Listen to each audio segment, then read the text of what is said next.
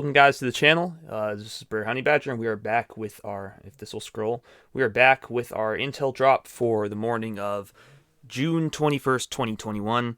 I'm here reporting on some articles that are important and you need to know. So, let's start and go over it. There's not a ton. Let's see what we have, and I may go into depth on some of them. We'll see. Let's just get started. There was some talk about the White House freezing a $100 million Ukraine military package for them with some weapon systems. Then the White House said that that was nonsense, and now I don't know what to believe regarding that. So there is some shakiness going up with the Ukraine situation and relations between the U.S. and Ukraine. I've heard various statements on both sides contradicting each other directly, so I really, at this point, actually, I really don't know what to believe. We're going to need a day or two to clear up the waters regarding that. A magnitude 3.9 earthquake registered off Daytona Beach as the U.S. Navy conducted shock trials on a nuclear aircraft carrier. So what happened is they bombed the area near there, which I guess most people in America believe that we aren't allowed to use bombs just in nature. Yes, they were, I guess, bombing the ocean. So yes, we actually do this quite frequently. But anyways, so large bomb went off to test this aircraft carrier, I guess, to see if it could handle the shock. That bomb registered a 3.9 magnitude earthquake. The reason I'm bringing this up isn't because it's kind of crazy, but I want you to know that even if it takes a bomb to do it, we can generate earthquakes. The Earth reacts to what humans do on the surface. If you watch Dutch Since, he's a YouTuber, and he's on YouTube a lot less now. I think he's probably on Twitch now. I don't actually know. I don't watch his streams because I just don't have the time anymore. My life has gotten considerably busier, and I've taken the time to do more projects to better myself and developing business ideas and things like that, which has taken a lot of time. But Dutch Since, I used to watch him on YouTube every once in a while, and he would discuss the earthquakes and what's going on. And I'm very happy I did. It opened my eyes up to a lot of stuff that nobody's talking about and stuff that makes scientific sense regarding how humans manipulate the earth and the earth responds in the form of, in many cases, earthquakes. These earthquakes typically come near hydroelectric dams or power plants or high voltage transfer stations or that kind of stuff. These things that the humans do to change the earth, that we humans do to change the earth, result in things like earthquakes. And while it may have taken a bomb to make this earthquake, I want to open your eyes up to the fact that we are capable of creating earthquakes. There are other methods of creating earthquakes or inducing earthquakes. It's been proven that they're associated with the things I just listed out that Dutch Since has talked about. I just want to say this point just to bring up a discussion point that earthquakes can be created by bombs, yes, but we are also able to create earthquakes using other methods. How this will be used in the future, taken advantage of, whether we will even see this used in the future, I don't know.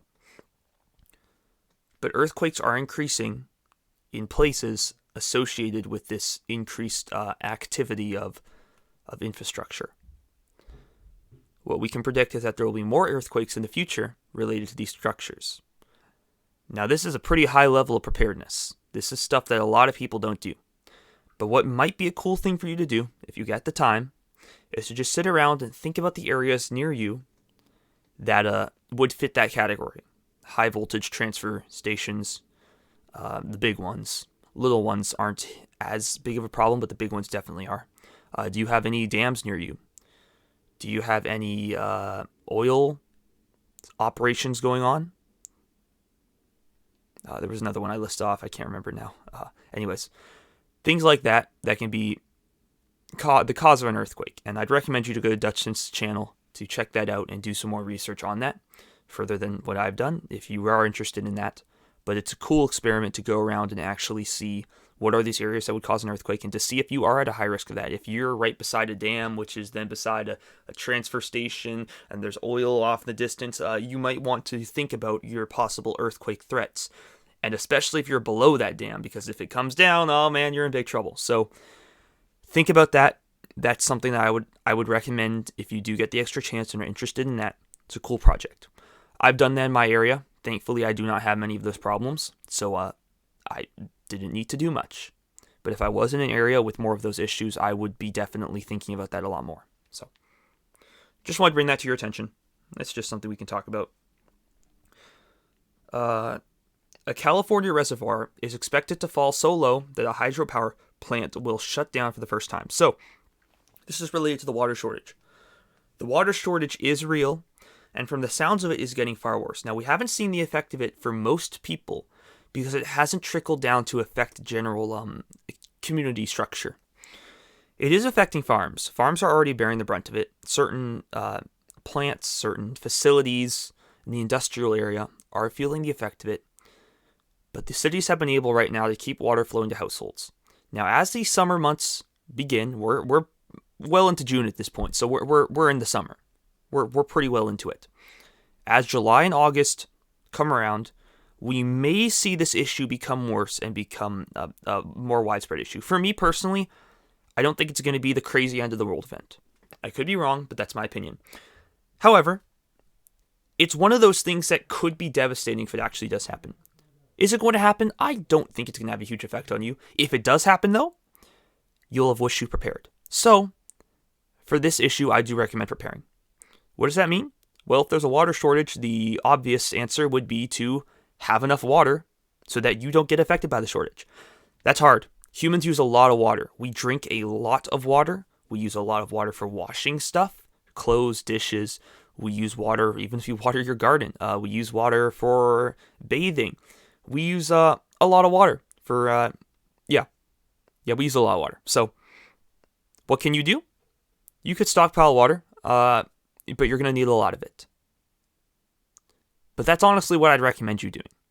Stockpiling water is a big thing. Start the easy way. Go buy a couple of extra cases of bottled water. Those are cheap. Just be careful. You want to be using clean water. If you store those water bottles for too long, the plastic is going to seep into the water and you'll no longer want to drink that. However, still keep it around. You can use it for washing clothes or washing your body, whatever you need. Just don't drink it. Or use it for food preparation. You can buy jugs online specifically for water treatment or water storage, and you can get little iodine things that go in there, or maybe it's bleach. I think it's bleach. But you can get little drops that go in there, or you can just use bleach and to purify the water and to have it last longer.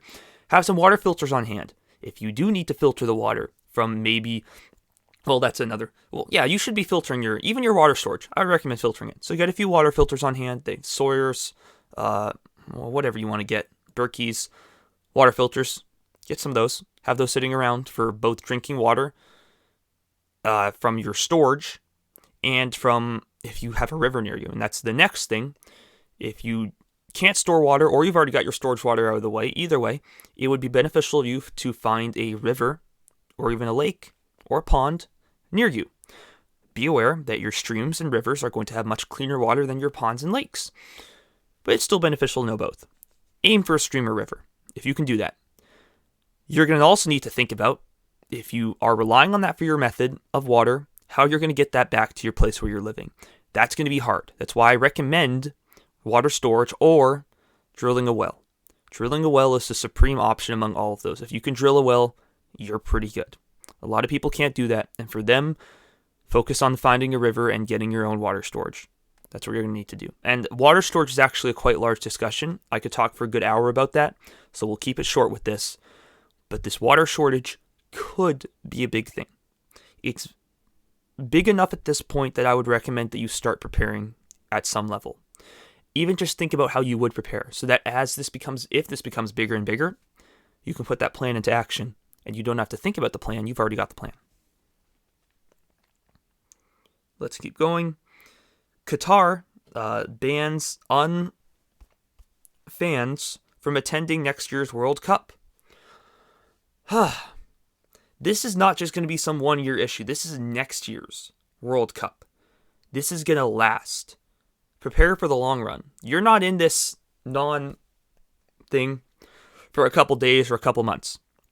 You're in this for the rest of your life. And I do mean that. This is the rest of your life until they come for you. And some of you may be scared by what I just said before they come for you. That's a scary thought. I'm still going to say it. I want you guys to know the truth, even if it's scary.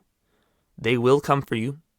They desperately want you to get this. If you don't, I know you guys believe that. at some level, you've got to. Seeing what's going on all over the world in the media and all of this, you've got to believe they desperately want you to get this. That's why they're pushing so hard for all of these massive packages for it and funneling so much money into it. And it's not just funneling the money, it's the media presence and attention it's been getting. Valuable marketing time on these media platforms, which can be pushed. They can push any narrative on there, but they're specifically choosing to push one narrative, and that's this. Right? They want you desperately to get it. And that's not going to change anytime soon. And eventually they will realize, they probably already realized this, the only way that they can get you to get it is going to be force. And many of you will get it, because they are quite effective at force. When you rule the world, you can be very effective with force. This is the long run, and this is a hard battle. Prepare for the battle. Please. There's many forms that this battle is going to take.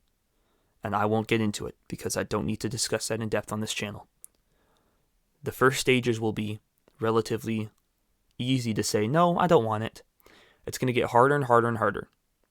And eventually you will have a choice. Well, you know what? I'm not even getting into that choice. This is getting into stuff that in the future will get banned on YouTube just because, well, I can't even get into that. Things are going to get bad. Make up your mind on whether you're going to get this or not. If you're going to get it, go get it right now. It's most beneficial to you. Personally, I'd recommend you don't. In fact, I would say don't get it right now. You know what? Just don't get it. Yeah, don't get it. Please. It's really not good for you. Like, really, really not good for you. People are dying in droves. I can't say too much. I'll leave it at that. Please do your own research on this subject. Please look up this stuff. See how they're lying and making this stuff up. And with that, I'm going to leave it there because I don't want this channel to get banned, unfortunately. Iran's Seoul nuclear power plant underwent a emergency shutdown. I think it's back online. I don't know, though. So this was a big issue a day or two ago. This power plant shut down, and the reason was unknown. Most likely it has to do with U.S. or Israel proxies or some form of military power going in and shutting these things down. I don't believe it was just an accident. It's too important on the world stage to be an accident. So. And unfortunately, our last bit of news is a sad one. The person who I talked about earlier, the runaway soldier, the Belgian soldier who announced that he was going to assassinate the virologist, he has been reported as passed away. He reportedly committed suicide about a month ago before any of this even started. Well, after he made the statements, but at the start of this manhunt, he reportedly committed suicide. So this manhunt has all been for waste, and that's why they couldn't find him. So it's very unfortunate. There's still little detail on any of the happenings or circumstances regarding this. Pretty much what we know now is all we know. So very unfortunate and sad to say. So that is everything. That is all the news. I guess I'll put the title for this video as like prepare for water shortage, something like that. And while I do want you to be preparing for a water shortage, don't freak out. I don't think this is going to be the end of the world. Could I be wrong? Most certainly. Could it get worse? Most certainly. We will see how bad it gets. For the moment, though, I think it would be in your best interest to think about preparing for it. You may get lucky if you don't prepare and nothing happens. But I think you should prepare just in case. So, I will see you guys later. Thank you for watching and thank you for being here. Remember, share this channel and subscribe. We are rebuilding this new channel back up. We probably won't reach the subscriber count we were at before.